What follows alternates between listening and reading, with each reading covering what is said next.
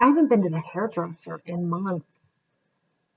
Getting a little dry on the ends. My conditioner didn't seem to be working. I hope these hairdressers open up again soon. My hair will be done by 4 soon. All right, I'm going to start with chapter 10 of Lincoln.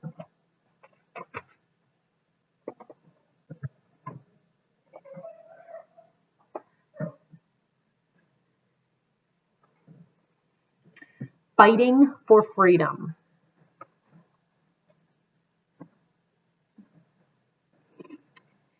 It is not true, of course, that the Emancipation Proclamation freed all of the nation's 4 million slaves. But it is also not true that it freed no slaves at all. In fact, thousands went free on the very day Lincoln signed the historic document.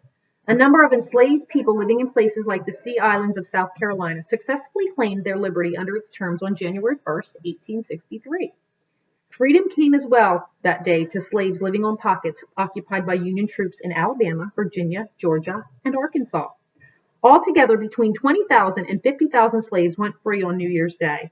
And Secretary of State William Seward later estimated that eventually the proclamation freed 200,000 enslaved African Americans. Nevertheless, millions more had to wait. Americans of the day immediately compared the Emancipation Proclamation to the Declaration of Independence, and with good reason. After all, the Declaration of Independence had not freed all Americans on July 4th, 1776, the day it was issued, either.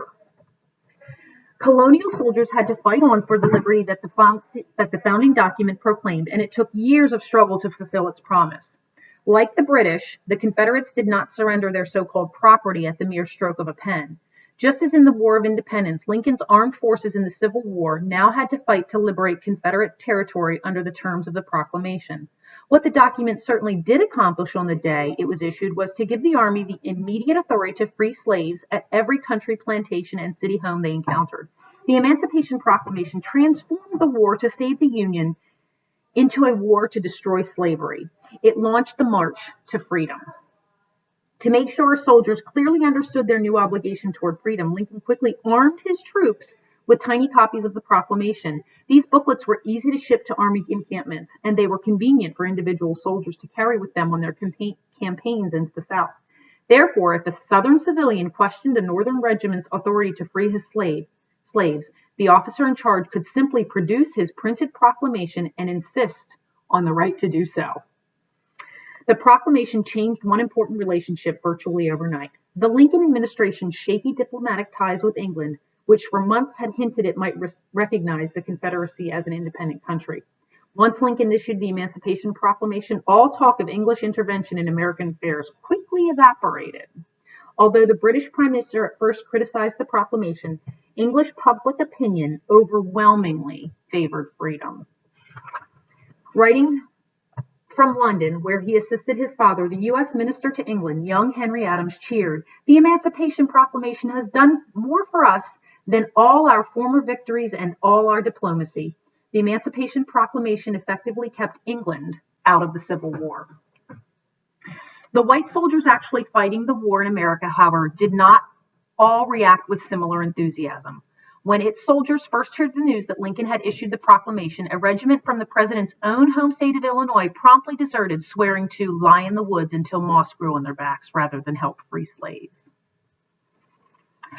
The proclamation certainly had an immediate effect on the Union Army, not only on its size, but in a way, its color. On the heels of Lincoln's order, Congress passed the Federal Enrollment Act on March 3, 1863.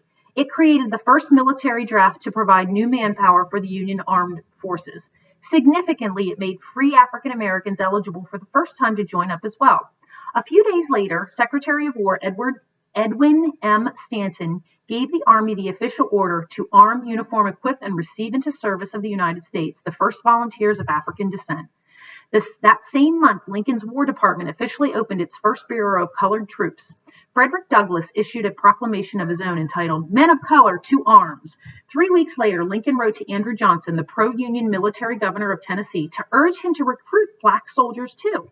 Johnson was a longtime slaveholder, but now Lincoln wanted him to radically change his views and embrace black enlistment.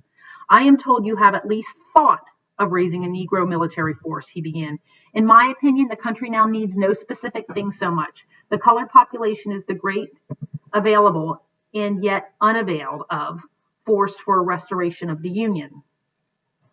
The bare sight of 50,000 armed and drilled black soldiers on the banks of the Mississippi, he predicted with pride, would end the rebellion at once. Lincoln quickly authorized black recruitment in occupied areas of Florida, Louisiana, and the Mississippi Valley as well. Some commanders in the field, however, resisted. Lincoln's military aide, Henry Halleck, ordered an initially reluctant General Grant to free all slaves you can and to employ those to the best possible advantage against the enemy. General William T. Sherman stubbornly believed the Negro is not the equal of the white man, while Burnside claimed that the enrollment of these Negroes is what the loyal people fear. Lincoln overruled them both. As he told a group of church leaders visiting the White House in May, he would gladly receive into service not 10,000, but 10 times 10,000 colored troops. Their help was crucial, he said, because they would provide essential service in finishing the war. By June 30th, 1863, the 1st Regiment of U.S. colored troops mustered into service at Washington. By war's end, nearly 179,000 black men had served in its ranks, and another 9,600 in the U.S. Army. In the U.S. Navy. For a time, Lincoln and Stanton worried that white privates, too, would resent the arrival of black regiments and refuse to fight with them, even though the black units would be entirely separate and segregated and commanded only by white officers. To make more certain that white soldiers supported the new arrivals, Lincoln agreed at first to pay black recruits a lower salary than white soldiers earned. Moreover, while white soldiers received a bonus to help them pay for their uniforms, black soldiers were forced to repay the government for their outfits. The cost of the uniforms was deducted from their pay. White privates earned $13 per month plus $3 for clothing. Black troops received only $10 a month and had $3 of that deducted for their uniforms. And here's a picture. I'm going to read the caption under the picture. The Emancipation Proclamation authorized the enlistment of African American troops for the first time. Some 180,000 went on to serve in the armed forces. Here, a new member of the so-called U.S. colored troops poses proudly with his family, probably just before going off to war to fight for freedom. Enlist means join the army or join the armed services.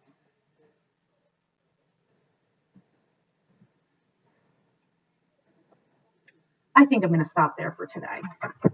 Really hoping these hairdressers open up soon. Hope you guys have a great day.